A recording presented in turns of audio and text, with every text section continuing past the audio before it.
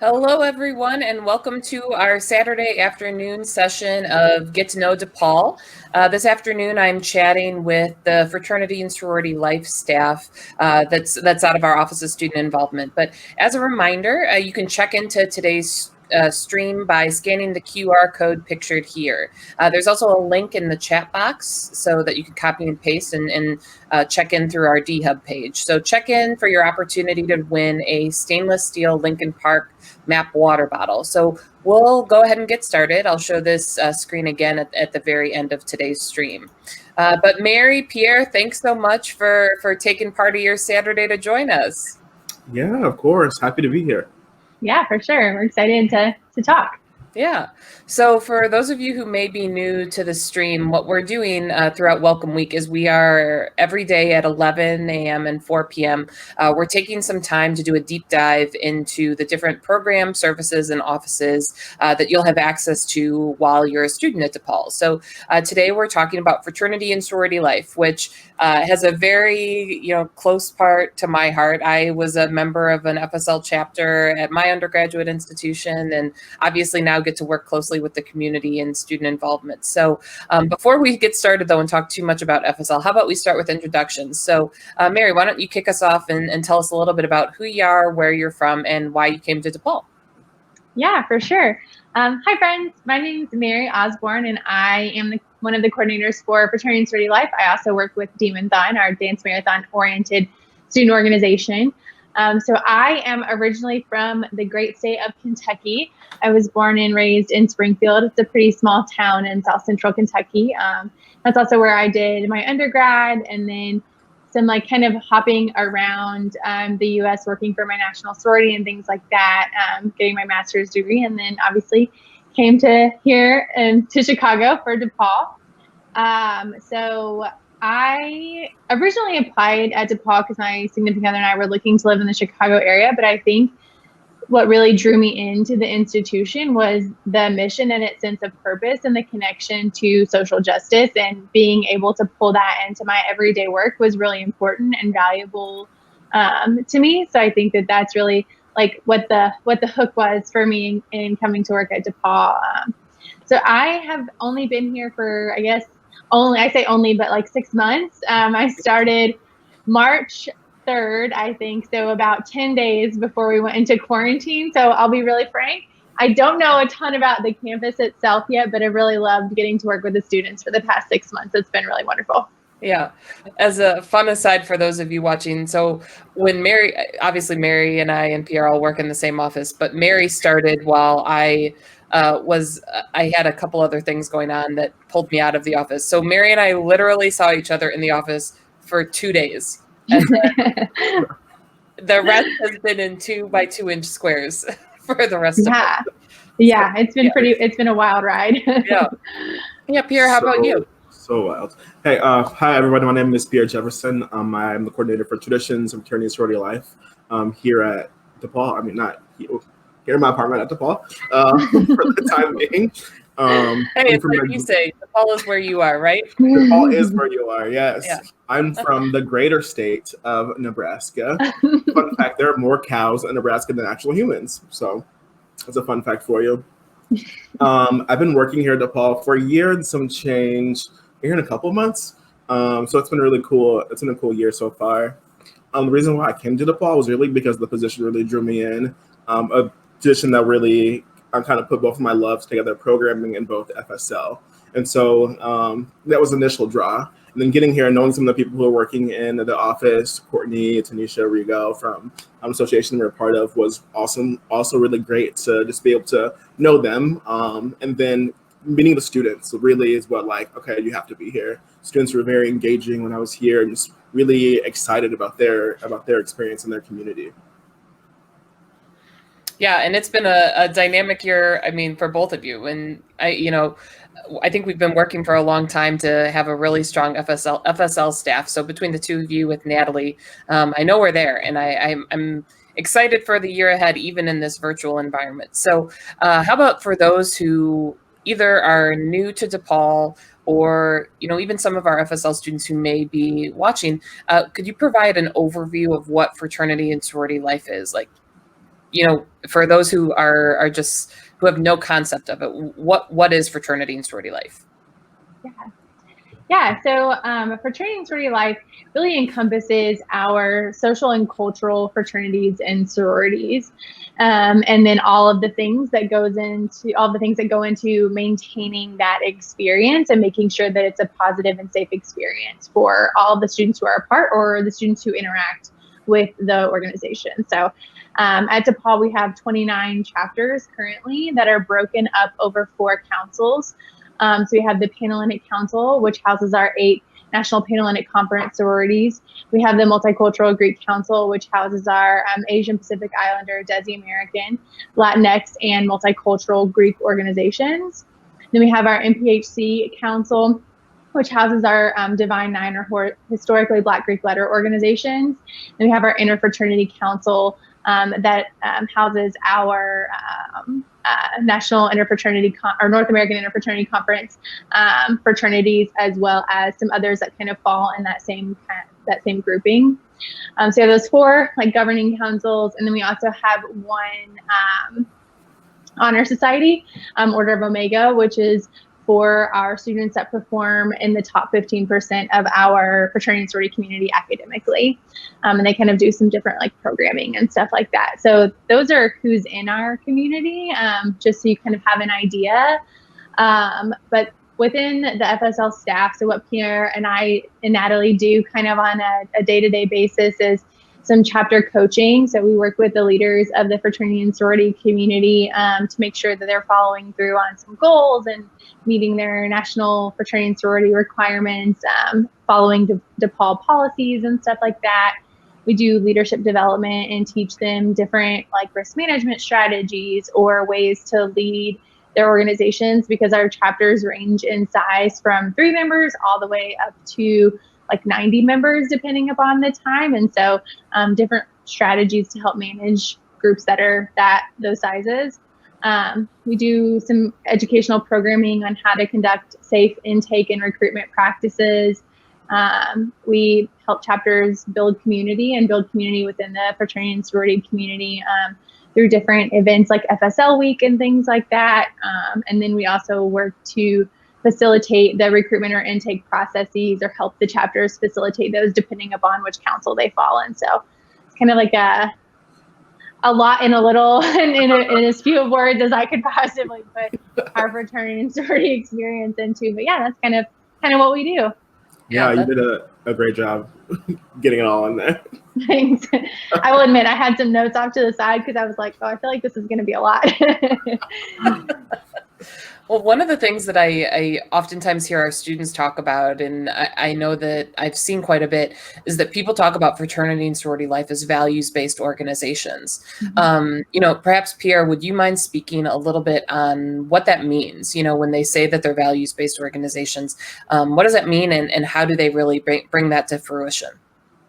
Yeah, so every organization that we have on our campus was founded on values and a mission, and so really that kind of helps the students in the chapter really focus their efforts on how they're experiencing their time here at DePaul. And so really it's so big. Thinking about my own experience as a member, really just taking those values and putting them in your everyday life to make sure that you're living out those values and your mission of your organization is really important when you become a member of an FSL chapter. And so being able to just kind of really change your whole college experience, really change your whole life in a sense. I think for me in my time joining, really we have a motto that to do what ought to be done. And so what does that really mean for you as you grow and learn throughout your college experience? So it's really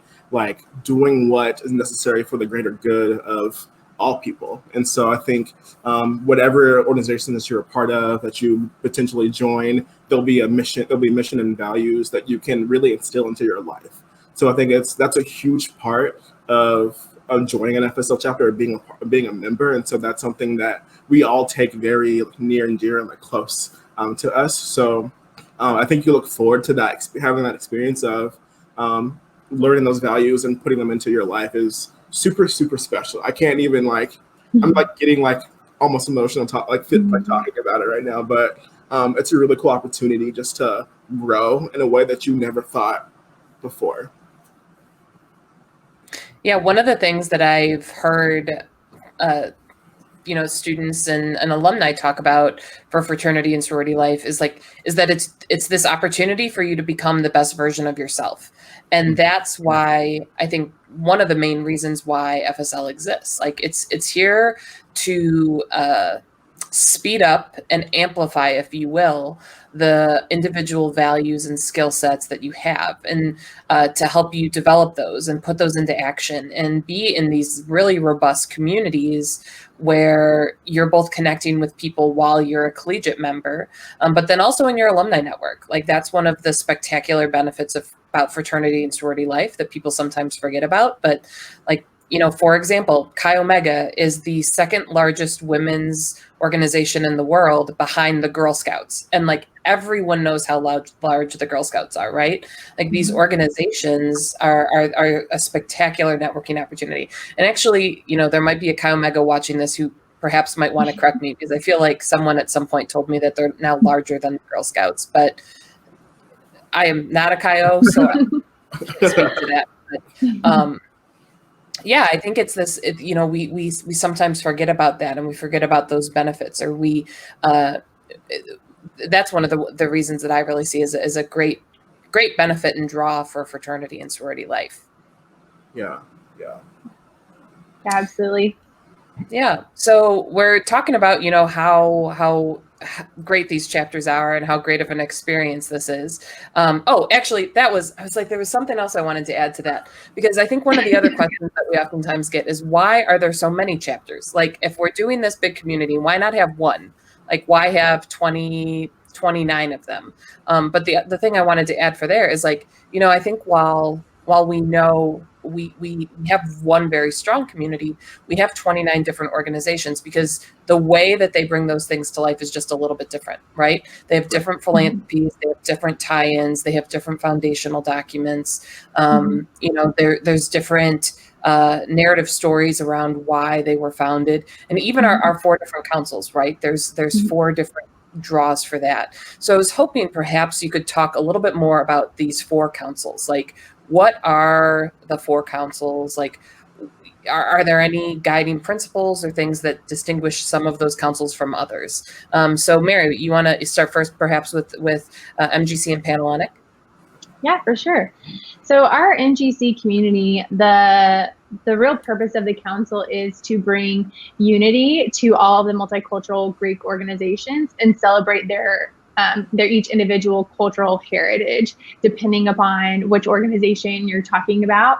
And so our MGC really serves as a communal body, a programmatic body that brings the community together, versus something like Panhellenic, which serves as a governing body, which is can be more of an accountability based body. And so yeah, for the Multicultural Greek Council, I kind of mentioned before, the organizations that fall within that are APITA and Latinx and multicultural chapters that fall within that council. And so it really is educating and celebrating the cultures that fall within that council and helping them thrive and reach the community, the greater APITA or the greater Latinx or the greater multicultural community at DePaul.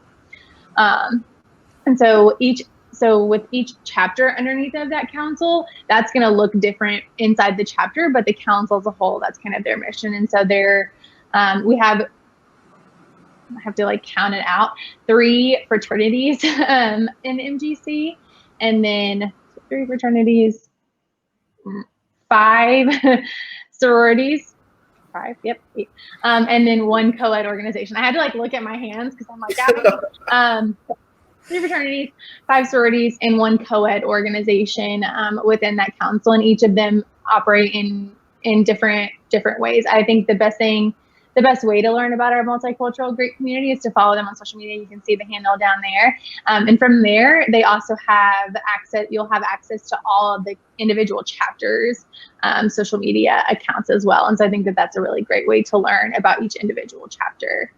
So that's our Multicultural Greek Council. For our Panhellenic Council, So I mentioned that those fall within our National Panhellenic Conference, or NPC sororities. And so the purpose of the Panhellenic community is really to empower the women that are within it, and the chapters that are within it. And they particularly serve a heavier role in the recruitment process, which we'll talk about a little bit later on, but also in just the accountability. So they are the Panhellenic Council is a governing body. And so if one of the chapters violates one of the constitutions or bylaws of the Panhellenic Council, then they are held accountable through a judiciary process, which is a really cool, I think, learning opportunity for accountability. I think every individual chapter has their own accountability mechanisms in place as well, but I think that that's a powerful tool for our Panhellenic Council to be able to learn how to hold people accountable and to learn about due process and things like that.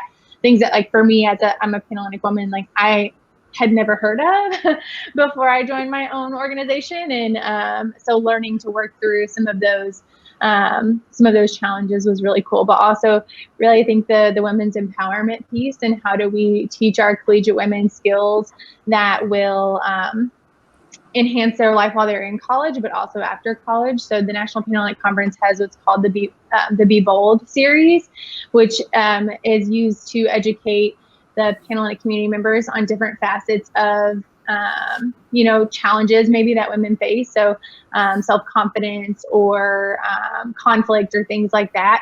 It's a peer-to-peer facilitated program that really helps them learn a little bit more about themselves. So that's a little bit. And the handle you can see is on the page as well. But when you go to the the Panhellenic Instagram, it links to each of the 8 individual chapters that fall within that as well. Great, thanks, Mary. Yeah. Pierre, how about NPHC and IFC? Yeah, so similar to MGC, NPHC is the board that unifies the 4 NPHC Black Greek organizations here at DePaul. So we have 4 of those chapters here at DePaul, and really their main focus is to really bring together the Black student experience and to really help students kind of be like bring a community together. And so a lot of the events that they do really does that, helps bring those students who identify as Black African American together in a space to really talk about their experiences here at DePaul, talk about their lives and things like that, to really help them understand like what it means to be a Black student here at DePaul. So like I said, we have 4 of those organizations. We have 3 sororities and 1 fraternity here at DePaul who are part of the NPHC.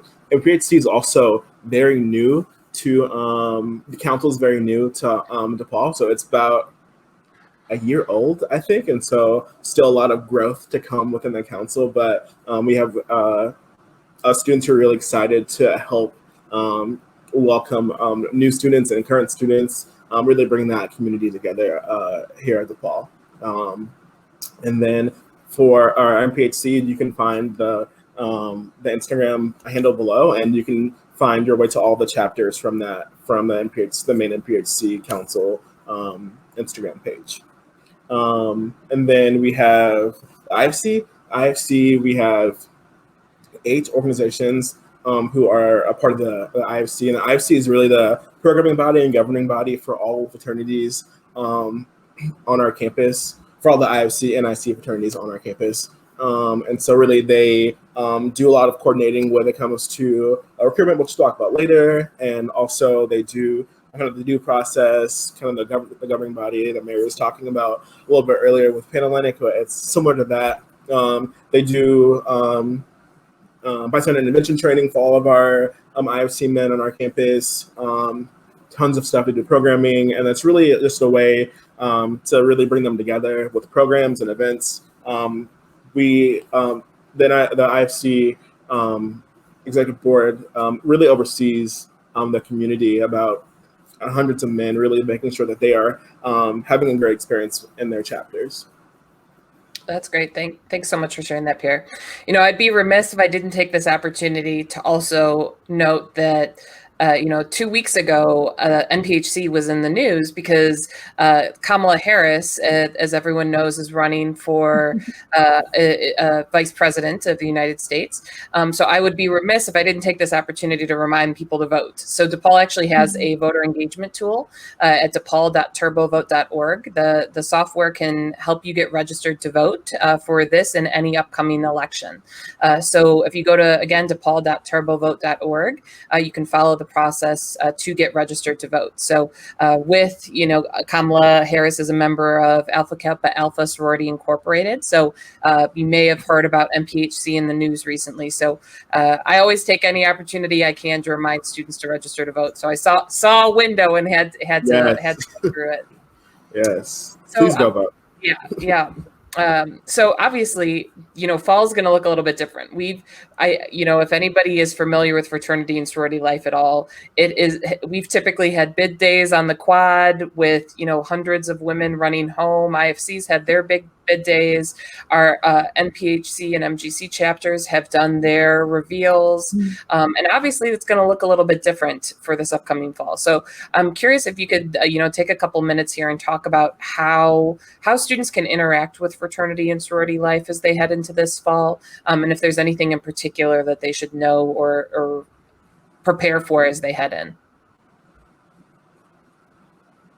Yeah, so it is going to look a little bit different. I think specifically for the councils that I advise, their recruitment or intake processes are probably going to look a little bit different this fall than they have in the past, but there's still opportunities to join the community. And I think that that's the important part, and opportunities to meet and engage with the members, and really even to credit the process that some of them are using this fall. There may even be more opportunities for them to get to know the members before they even join. So typically, so I'll start with Panhellenic. Typically, we would have our formal or primary recruitment process, which is a 4-day long process, which we're still going to host in January.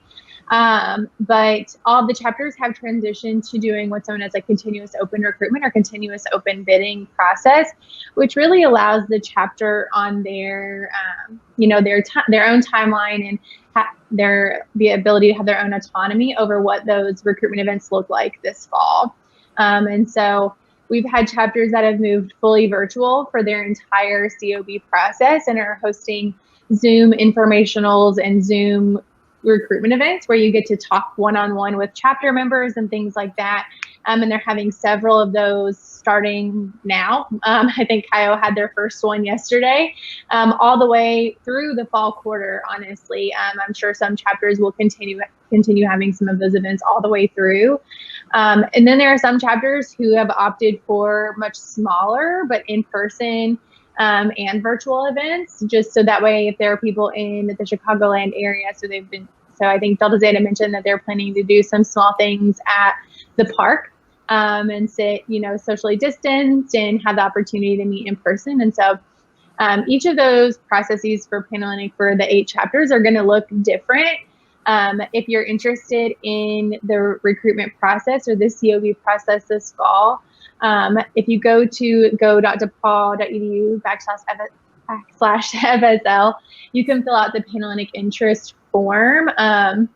And I think that is the best place to start, because Panhellenic will then send you information about all the chapters, recruitment things that are going on, or connect you directly to the chapter so they're able to communicate with you directly. So fill out that interest form there, and that's where you'll start. You can learn on social media all about the different things that each of the chapters are doing.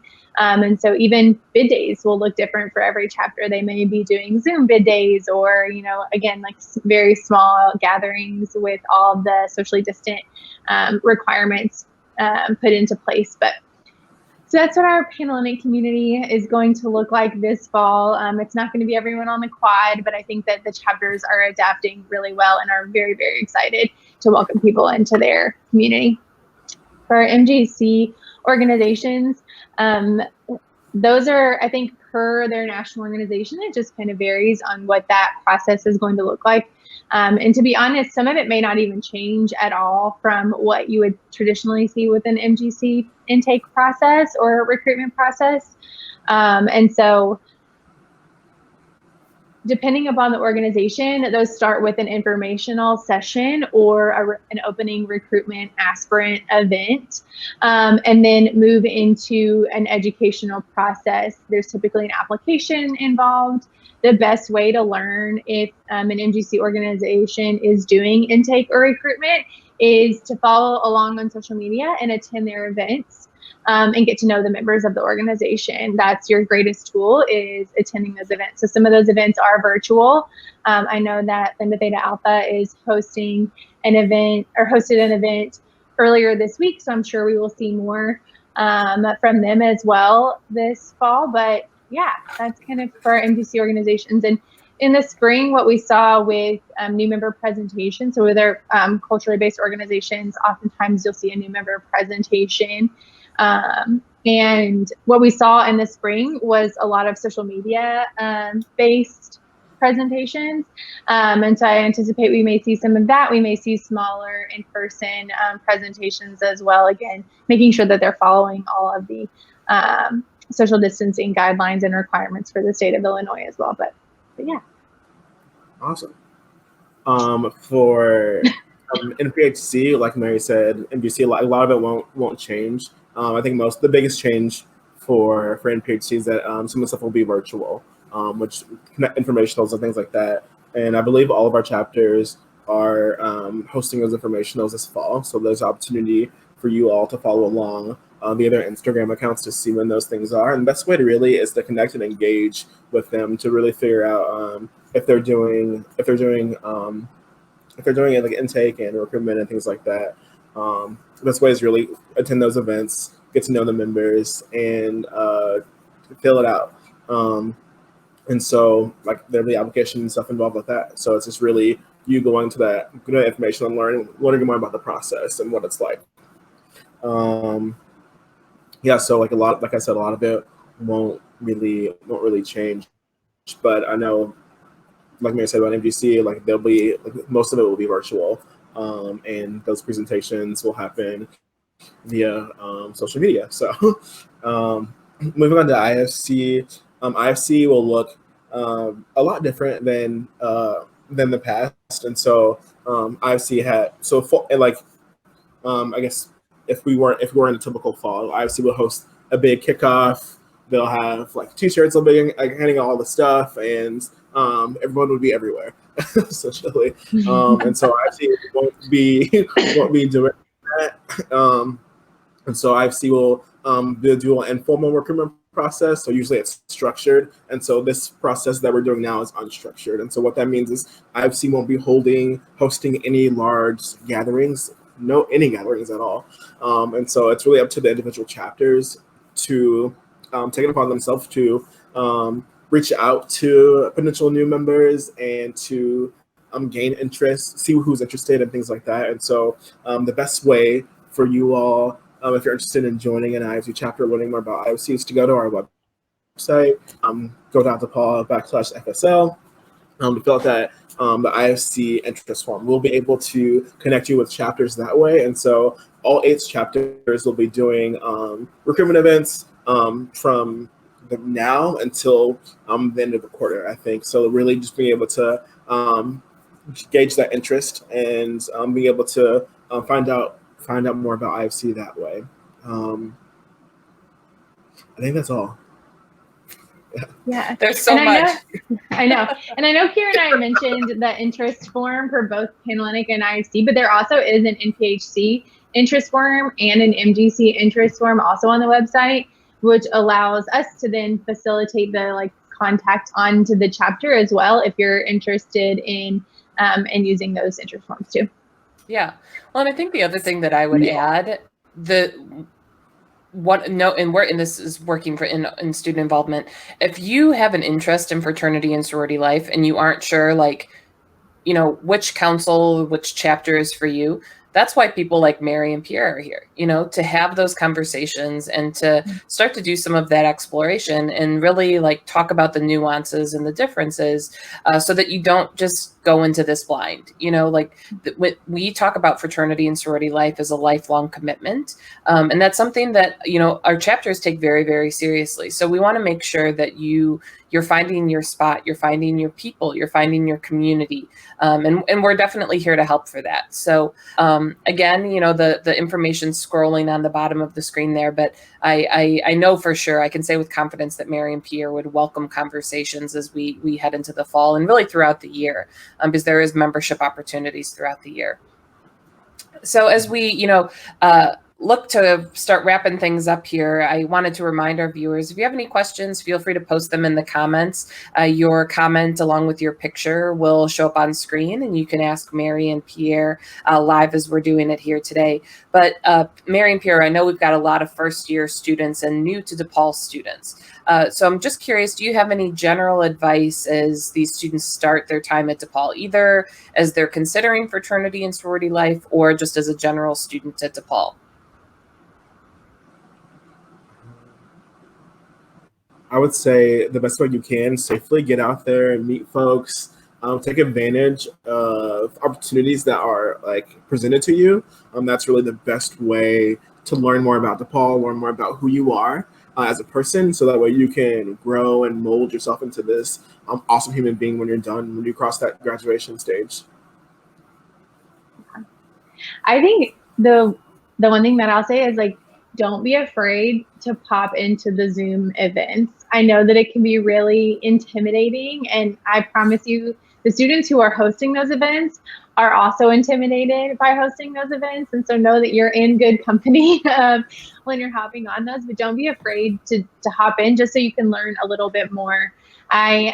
We've been hosting fraternity and sorority preview days, and they've grown over the summer and by the end of the summer, we had significantly more people at them than we did at the beginning, but it was great to hear from the students that people were just like popping in and asking questions and engaging. And I think that that's why those events are being hosted. So don't be afraid to pop into the Zoom and virtual events and ask questions and find the people that you connect with at DePaul, because I think that that's really going to be crucial this fall, and especially crucial in connecting with our fraternity and sorority community. That's great. Well, Mary, Pierre, thank you so much for taking some time from your Saturday afternoon to join us here. I think that, the students who are watching definitely were able to get a ton of information, so I appreciate the time. So for those of you who are, checking into our series, just a reminder, tomorrow morning at 11 a.m., we'll have our next session featuring Catholic Campus Ministry. So it'll be streamed live from the Student Involvement and Res Ed Facebook pages. But then also, if you're looking for other opportunities throughout Welcome Week, because as a reminder, this series is actually part of our Welcome Week programming, you can go to our Welcome Week website at welcomeweek.depaul.edu. So there we've got information on all 165 of our Welcome Week programs. So be sure to go check it out, see what's going on. I know the preview days that Mary's talking about are on there. Pierre is also hosting a midday game break with some really great prizes. Yeah, they're giving away like DePaul beach towels, backpacks, hats, all sorts of swag. So be sure to check that out too. But then finally, as we're wrapping up here, if you haven't had a chance yet, be sure to check into the live stream by scanning the QR code here. I'll leave the screen up for a couple minutes after we're done. But as a reminder, you'll be able to scan that code and check in for a chance to win a Lincoln Park stainless steel map water bottle, which I've got one of them right here. I think they're pretty legit because I know our plastic ones are really popular, and this one's just like, it's even better. It's really cool. But Mary, Pierre, again, thanks so much, and I will talk to you soon. Awesome. Thanks so much. Thank Bye, you. everybody.